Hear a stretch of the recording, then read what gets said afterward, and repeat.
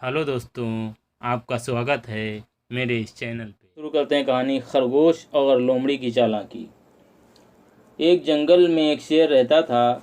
वो जंगल के जानवरों का शिकार करके खाता था। जंगल के सभी जानवर उसकी इन हरकतों से परेशान थे। एक बार शेर शिकार करते अपनी गुफा में लौट रहा था। उसने शिकार को बड़ी बेरहमी से पकड़ा हुआ था। उसे रास्ते में अचानक से एक डरावनी आवाज़ सुनाई दी। शेर डर गया। उसने अपना डर छुपाते हुए बोला, तुम कौन हो और मुझे क्यों डरा रहे हो? वो डरावनी आवाज़ शेर को फिर से सुनाई दी और बोला, मैं भूत हूँ। तुमने मुझे नहीं पहचाना शेरू? शेर ने बोला, भूत जैसा कुछ भी नहीं होता, तुम मुझे डराना बंद करो। शेर को दूसरी डरावनी आवाज़ आई, ठीक है, भूत जैसा कुछ नहीं होता, पर भूतनी तो होती है ना।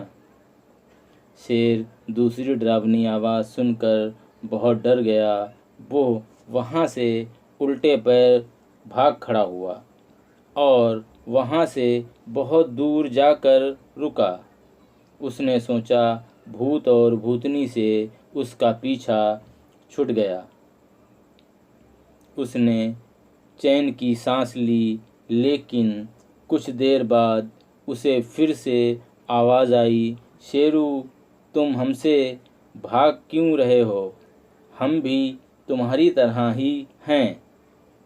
शेर बोला, वो कैसे?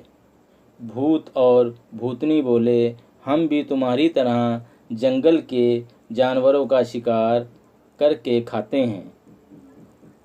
आज तुम्हारी बारी है, तुम हमारा शिकार बनोगे?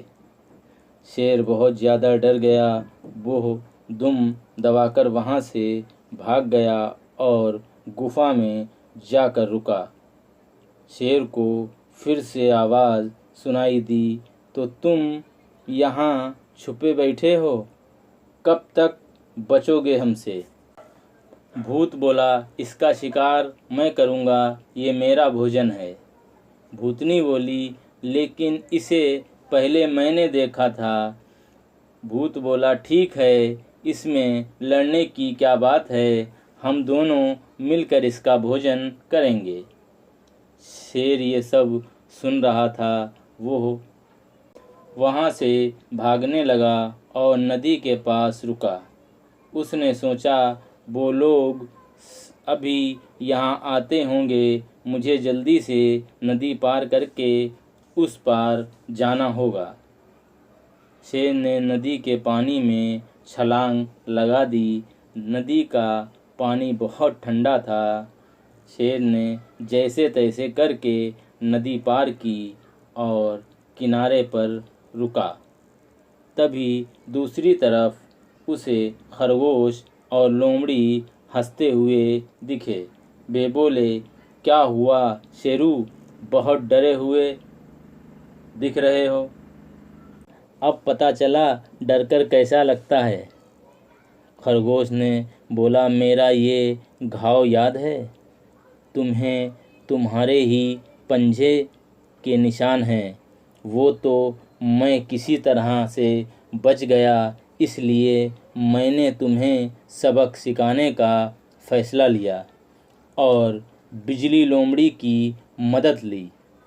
शेर को बहुत गुस्सा आया। उसने बोला, मैं तुम दोनों को छोड़ूंगा नहीं। दोनों बोले, ठीक है, नदी के पानी को पार करके आ जाओ और कर लो हमारा शिकार। शेर चुपचाप नदी के उस किनारे खड़ा था, क्योंकि वो जानता था कि अब उसके पांव नदी के पानी को पार करके दूसरी किनारे जाने की ताकत नहीं है। कहानी से शिक्षा, अकल ताकत से ज़्यादा बड़ी होती है।